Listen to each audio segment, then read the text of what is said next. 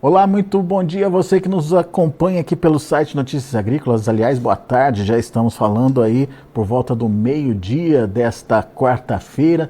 Estamos no ar com o nosso boletim do mercado do boi gordo. Boletim interessante esse de se analisar por conta de uma aparente mudança aí de cara do mercado do boi gordo.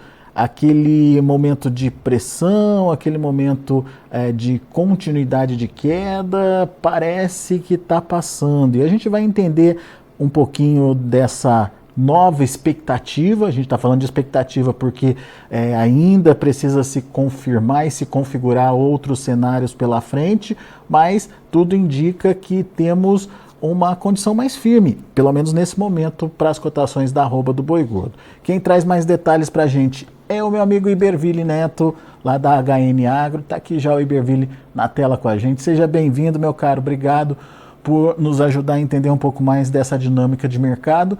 Você percebe essa mudança de cara aí no mercado, Iberville? E, enfim, o que dá para a gente pontuar de diferente acontecendo aí? Seja bem-vindo.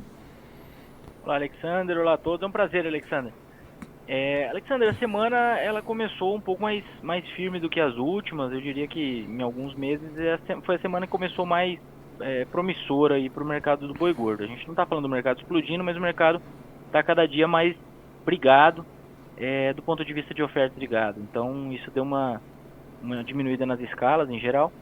E a gente tem um cenário de preços acontecendo com mais frequência nos valores máximos. Então, a gente não teve um reajuste muito expressivo em todas as cotações, mas as indústrias estão gerando mais negócios ali naqueles valores maiores.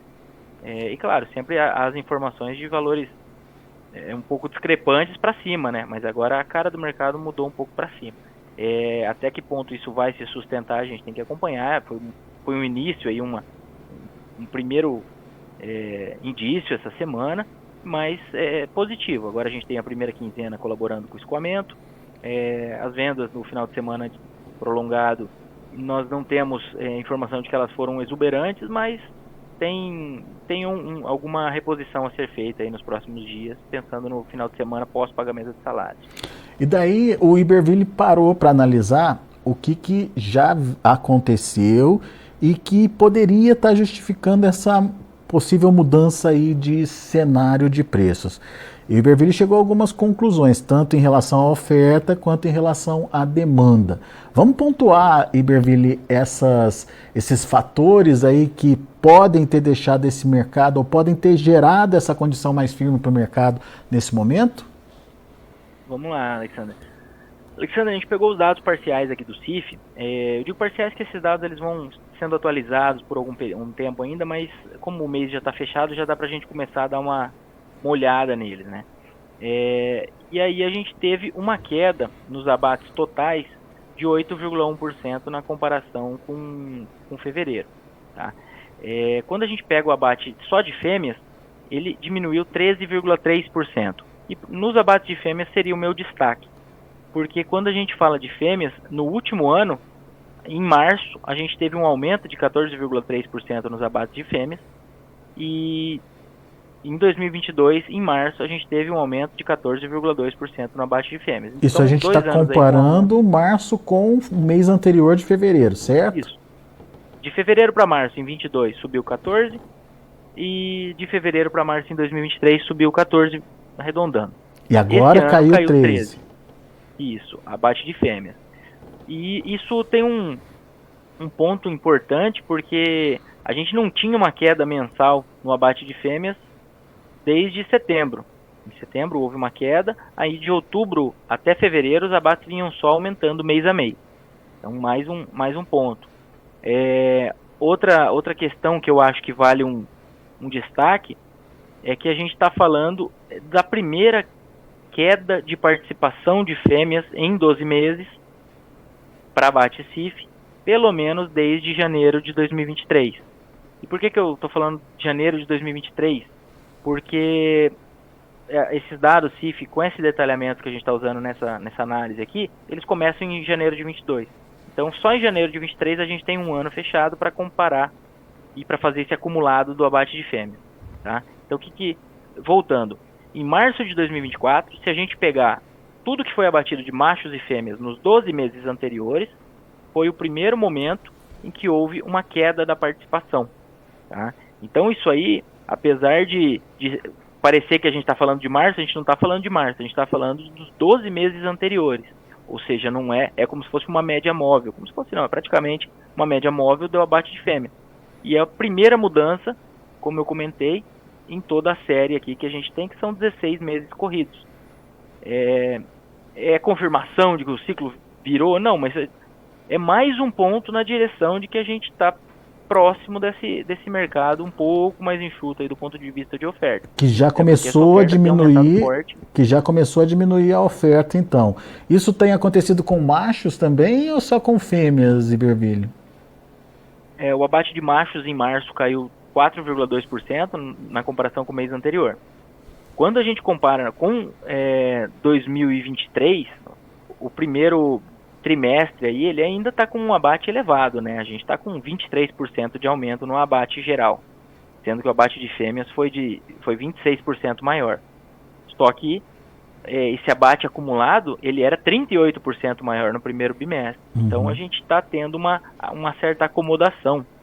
Se a gente pega a participação de fêmeas no primeiro trimestre agora, Alexandre, de 2023, ela foi de 39,9%.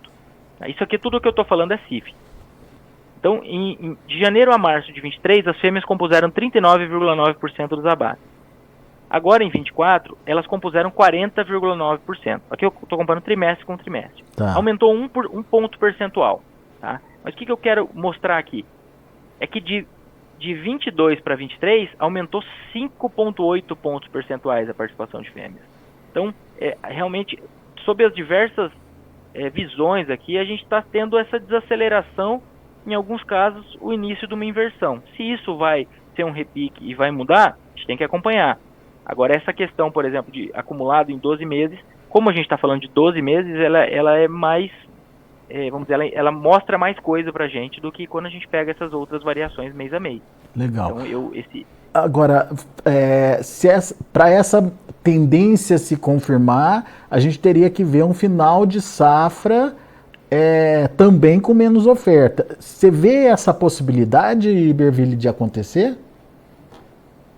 Alexander, esses abates do início do ano, eles vieram muito fortes. E isso não está com cara de que tenha sido um aumento estrutural dessa magnitude do abate. O que eu quero dizer? Eu acho que o que aconteceu nesse primeiro trimestre, principalmente nos primeiros 2 meses do ano, teve um efeito associado. Um efeito, na verdade, importante do El Niño, atrapalhando ali a qualidade de pastagem na chegada da safra, o que seria a safra, e isso atrasou as chuvas, né? Esse atraso de chuvas gerou uma necessidade de acomodação, de adequação de lotação, e eu acho que isso tem a ver com essa oferta maior de início de ano. E aí a oferta do final do ano passado, aquela oferta forte, na nossa visão, ela foi gerada ou influenciada em boa medida pela relação de troca. Então o milho, voltando lá em 2023, o milho, a partir de abril do ano passado, ele caiu muito e o boi ainda não tinha caído. Então isso levou a relação de troca para patamares, para os maiores patamares desde 2017. E isso influenciou as terminações ali intensivas em pastagem. Quando a gente pega o confinamento, ele até teve uma queda, dependendo da fonte utilizada, usando o próprio e-mail. Mas quando a gente fala de terminação intensiva, a gente teve um aumento desses animais oriundos de terminações intensivas. E quando o animal está num semi-confinamento, com um trato mais forte, o que acontece? Esse animal é um animal que viria para o mercado adiante. Então, uma antecipação boi magro aí da oferta, né? Exatamente. Então, esse boi magro que saiu ali no segundo semestre do ano passado, se ele entrou no sistema que intensificou ele a partir de um certo ponto, é um gado que foi pescado do que seria a oferta agora nesse período de final de safra. Então, ele foi trazido para aquela época que a gente trabalhou ali usando a abate CIF como referência. De agosto a novembro daquele ano, os abates ficaram acima de 1,5 milhão de cabeça. Em setembro, arredondando para 1,5 milhão. Então, esse nível de abates adicional, entre aspas, lá naquele período, pode ser um abate que estaria vindo nesse final de safra de 2024. Consequentemente, isso pode fazer com que o final de safra seja um pouco mais ameno. Não estou falando aqui que a gente não vai ter final de safra, nem que não vai sentir um pouco uma oferta incomodando nos próximos meses, mas isso pode ser um pouco mais sutil. Bom, esse é o ponto que vem da oferta, ou o cenário da oferta, que pode ter havido aí uma antecipação dessa oferta, principalmente para atender uma demanda forte por conta de uma relação favorável aí no custo de produção, na formação do custo de produção, pode ter havido essa antecipação, o que teoricamente a partir de agora nos leva a crer que teremos uma condição de menor oferta, ou pelo menos uma oferta menos agressiva a ponto de derrubar muito as cotações. Ninguém está falando que as cotações de final de safra não vão cair, mas pelo menos a curva dessa baixa pode ser amenizada, talvez, aí pela menor oferta, Iberville? Eu acho que a leitura seria bem essa, Alexander. É um final de safra que pode ser um pouco mais ameno. Tá? Porque quando a gente pega e divide os anos em anos de alta, anos de baixa, segundo o abate de fêmeas, né, descarte, retenção, isso é muito evidente de que nos anos de alta o mercado tem uma barrigada um pouco mais sutil no final da safra. Existe o final da safra, mas é mais sutil. Quando a gente fala de anos de descarte, isso aí é mais forte. Então eu acho que talvez a gente possa ver alguma coisa um pouco mais relacionada a um ano mais positivo. Tá? E não é porque o final de safra vai ser um pouco mais sutil na nossa leitura, na nossa expectativa, que o mercado já está na fase de alta. Não é essa leitura no momento, né? A nossa leitura é que tanto pela relação de troca atrativa lá atrás, como pela chegada pelo atraso da volta das chuvas, a gente teve essa mudança na jogada aí, e isso pode influenciar agora, às vezes, né? Essa oferta de começo de ano forte aí de fêmeas, uma parte dessas fêmeas poderiam ir para o gancho no final da safra. Os picos de abate de fêmeas normalmente são março e maio. O de março já não veio. Será que ficou tudo para maio? Ou essas fêmeas já saíram um pouco mais antes, porque estavam com pouca lotação e o bezerro começou o ano meio patinando, tem firmado mais recentemente, tá andando um pouco, mas começou o ano meio patinando. É uma possibilidade. O pecuarista olhava aquilo e falava, puta, talvez não seja esse ano ainda que a coisa vai andar.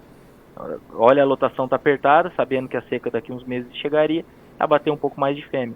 É uma possibilidade. O outro lado, o outro fator vem da demanda. E a gente teve já uma boa experiência com exportação, e agora tem essa mudança no perfil do dólar também, que voltou a operar acima dos R$ 5 aí, que é o outro incentivo para a continuidade de exportação forte, Iberville. Isso, Alexandre. Do lado da demanda, eu diria que a gente tem um cenário positivo. E aí o positivo sempre com aquelas aspas. Positivo frente à oferta, positivo frente ao que a gente tem de conjuntura. Então o mercado, apesar do mercado tá mais frouxo, como tem sido observado, a gente teve uma oferta de carne disponibilizada ao mercado, numa disponibilidade interna calculada aí de maneira mais direta, exportação versus produção, aumentou em 26% no primeiro bimestre. Ou seja, a população foi escoado no mercado doméstico 26% a mais de carne. Isso indica que esse mercado doméstico tem absorvido carne, não sem ajuste de preço, mas tem absorvido. Quando a gente pega de janeiro para março, o boi caiu em torno de 6,5%, 7%. O atacado caiu na casa de 4 e pouco por cento. E o varejo praticamente se manteve. Subiu em fevereiro e janeiro ele teve uma alta e uma queda de 1%, e em março ele se estabilizou. O que eu quero dizer? Esse volume adicional de carne conseguiu ser mantido, conseguiu ser colocado no mercado com um varejo praticamente estável. Então a gente está falando de um consumo doméstico que tem absorvido volumes bons de carne e relativamente resiliente do ponto de vista de poder manter o nível de pagamento. Quando a gente fala de atacado caindo menos do que o boi, também mostra que o frigorífico está conseguindo passar para frente essa oferta maior de carne.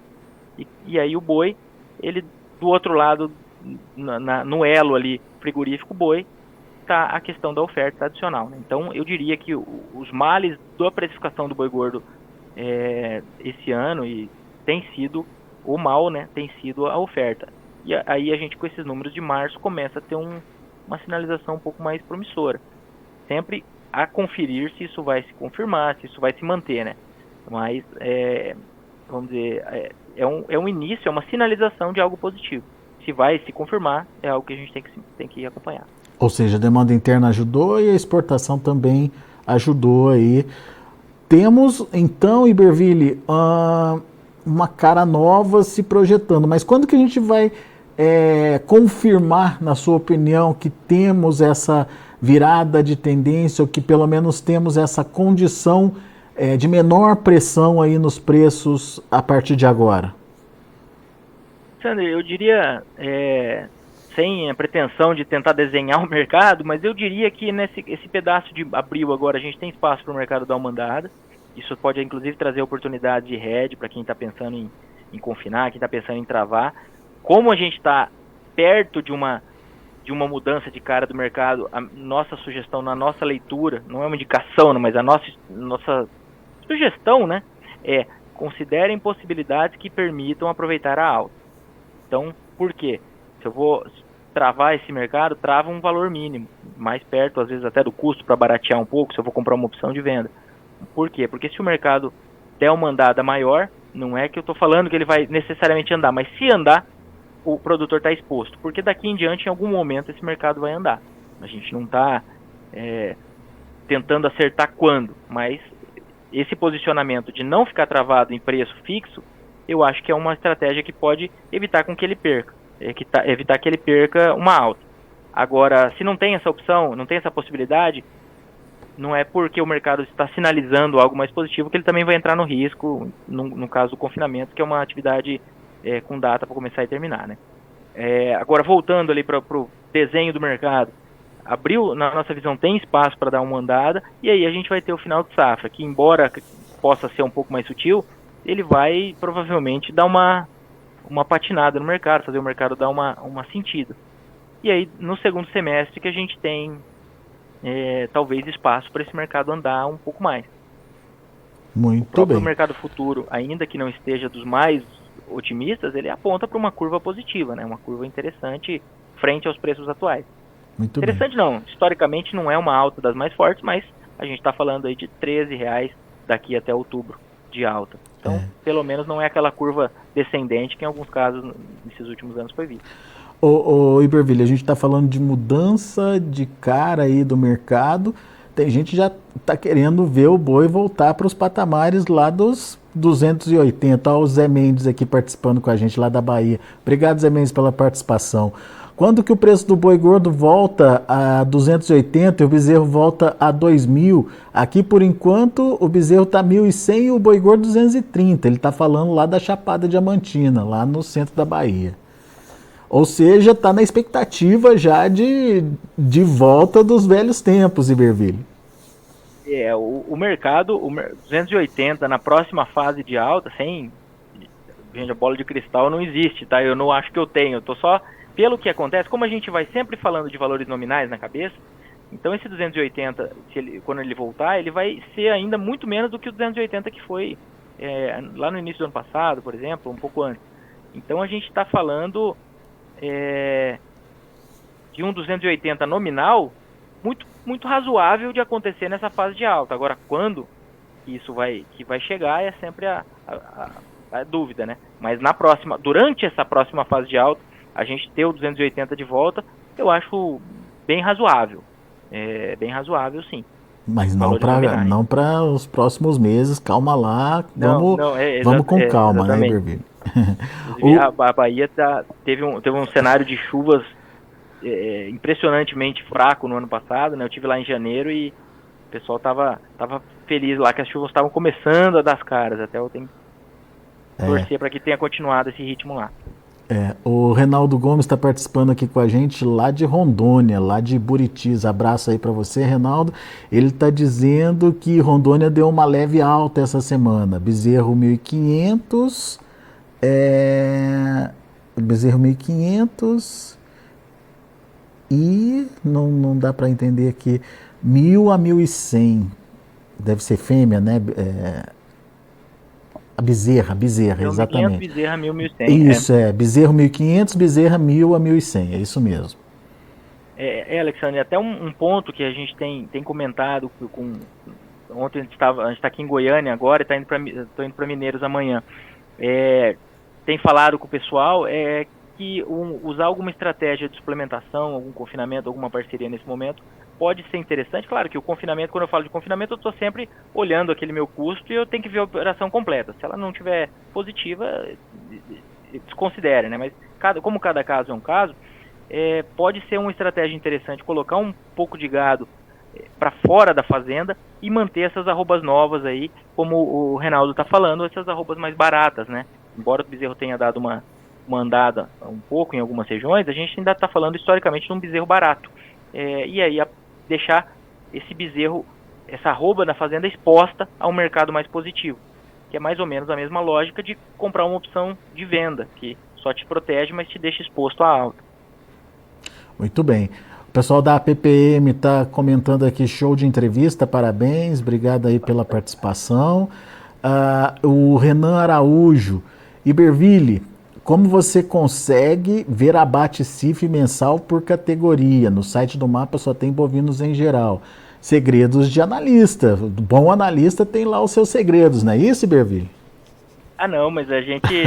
eu acho que informação é pra trocar. Daí uma hora... Quem que é o Renan? Uma hora eu ligo lá pro Renan, ele me ajuda.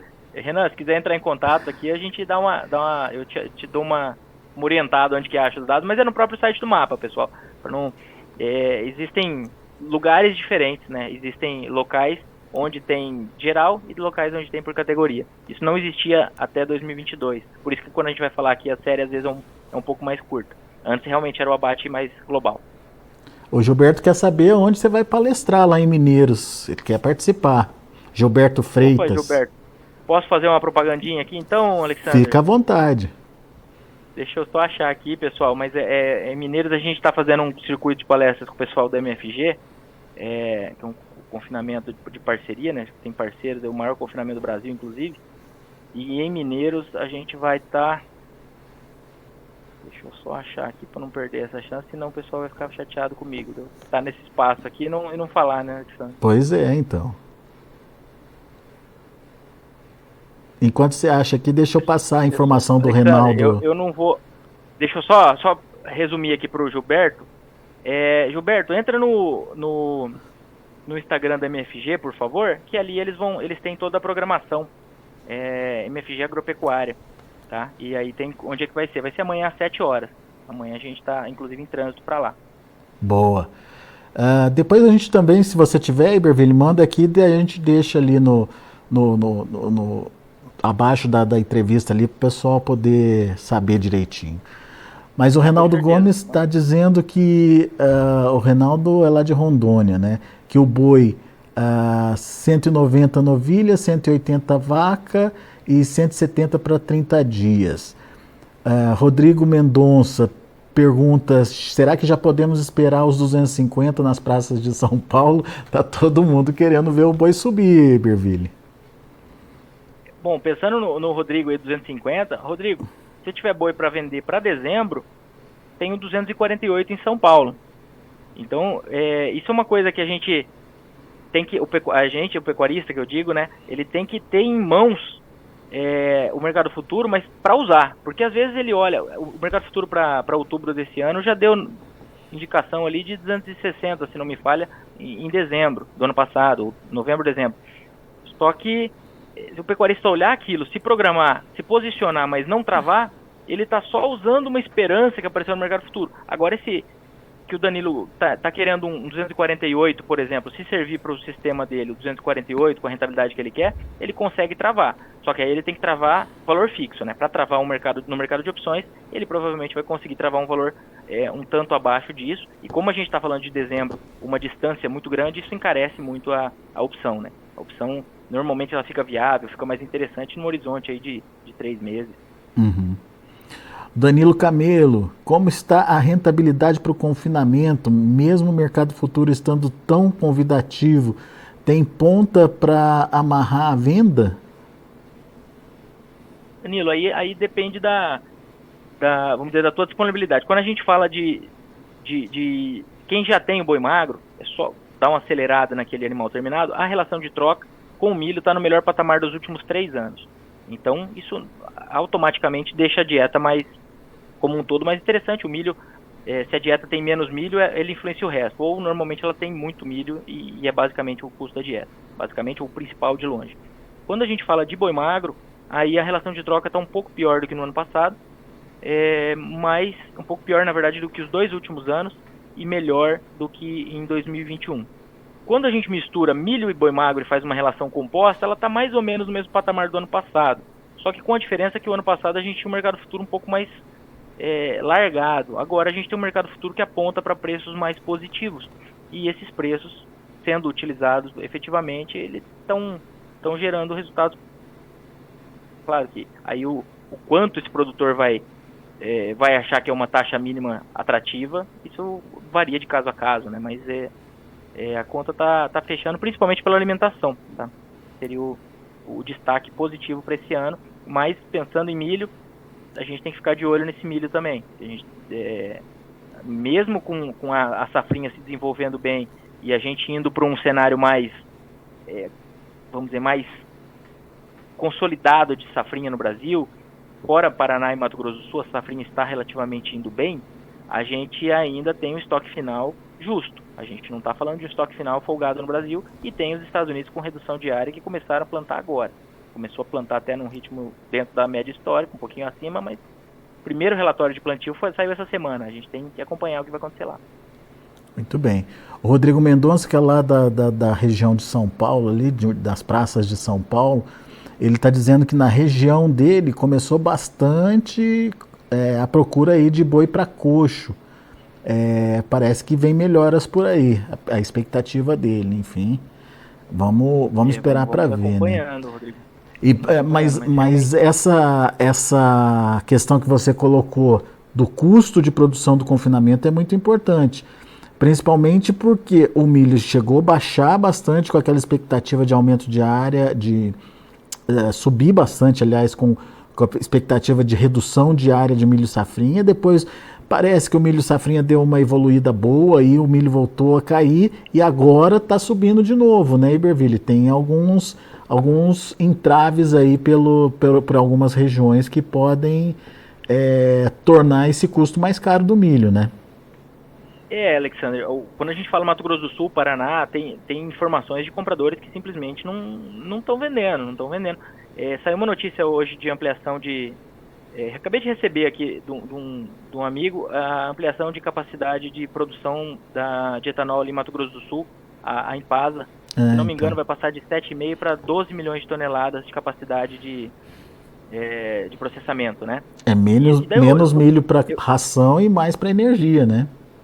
Isso, eu comentei com ele, né? Eu comentei 7,5 para 12, a gente está falando de 4 milhões e meio de tonelada. A Conab está projetando que o estoque final no ciclo 23-24 vai ser de 6,2 milhões. Então a gente está falando de 3/4 praticamente do estoque final projetado, que já é um estoque final que, quando a gente compara demanda com stock to use, né? O famoso termo aí, a gente está falando de um estoque final que representa 5,4% da demanda estimada para o ciclo 23-24. Se a gente olhasse lá em 17 e 18, essa relação era de 17%. Quer dizer o quê? Quer dizer que a gente vai terminar o ciclo com o equivalente a 5% da nossa demanda em estoque. Isso é pouco. Historicamente pouco. O Iberville, quando a gente fala de uso do milho para produção de energia, no caso de etanol, a gente tem aí o subproduto que é o DDG, se eu não me engano, né? Uma coisa substitui a outra, proporcionalmente falando? O milho pelo DDG?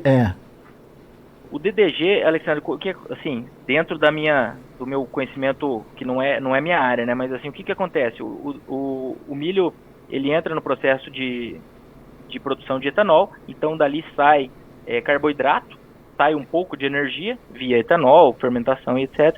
E fica um produto um pouco mais proteico. Então ele ganha na concentração de proteína, perde um pouco na concentração energética. Mas é um produto bem completo, inclusive tem algumas empresas que já oferecem ele balanceado para ser dado direto ao gado. É um produto bem interessante, onde ele é disponível, sim. Muito bom. Iberville, prometo que a última pergunta, o pessoal não para de mandar pergunta aqui. O Rodrigo está dizendo que ele está em Tanambi, lá em São Paulo. Obrigado, Rodrigo, pela participação. E o Danilo, ele faz uma pergunta até interessante. Qual seria a forma de participar da possível alta de mercado via futuros para quem não consegue fazer esse estoque de arrobas, Iberville? Danilo, aí seria comprar, por exemplo, trabalhar com essas opções de venda, né? Opções de compra, na verdade.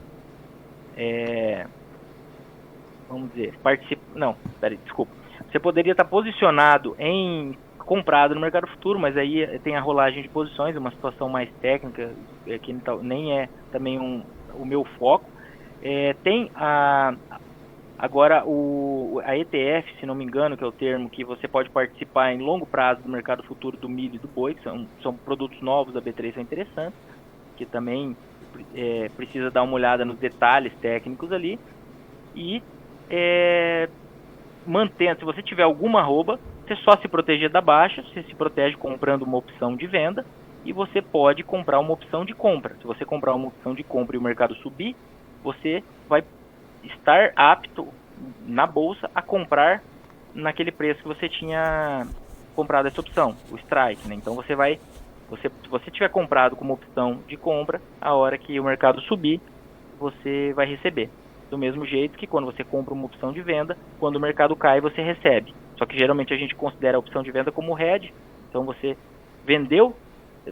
você comprou aquela opção de venda, a tua arroba caiu, mas a bolsa te deu a diferença.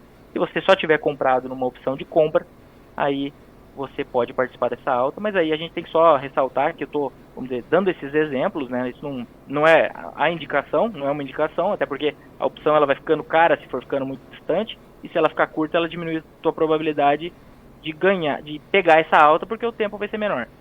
Mas, e é caso a caso também, né, Iberville? Né? Isso, ela vai ficando mais cara, exatamente. Mas são exemplos aí do que poderia acontecer. Às vezes você... Agora, e o que eu quero dizer? Isso aqui, esses exemplos que eu dei são de especulação. Agora, se você estiver pensando, eu vou ter disponibilidade para comprar uma arroba ou fazer a minha reposição daqui a alguns meses e eu estou achando que o mercado vai subir. O que você pode fazer? Você pode comprar uma opção de compra, porque se o mercado subir, você vai estar protegido dessa alta. Só que daí você vai ter arroba para vender, uma arroba de uma categoria mais zerada, possivelmente. Lembrando que a gente sempre está falando aqui de arrobas de boi, mas isso aí, como a vaca tem correlação com o boi, bezerro menor, mas também tem uma correlação com o boi, se você fizer uma conta, vamos dizer, se você quiser pegar o grande movimento do mercado, acaba dando para usar para outras categorias, mas a efetividade disso se perde, da mesma forma que a gente tem o diferencial de base diminuindo a efetividade de um hedge fora de São Paulo.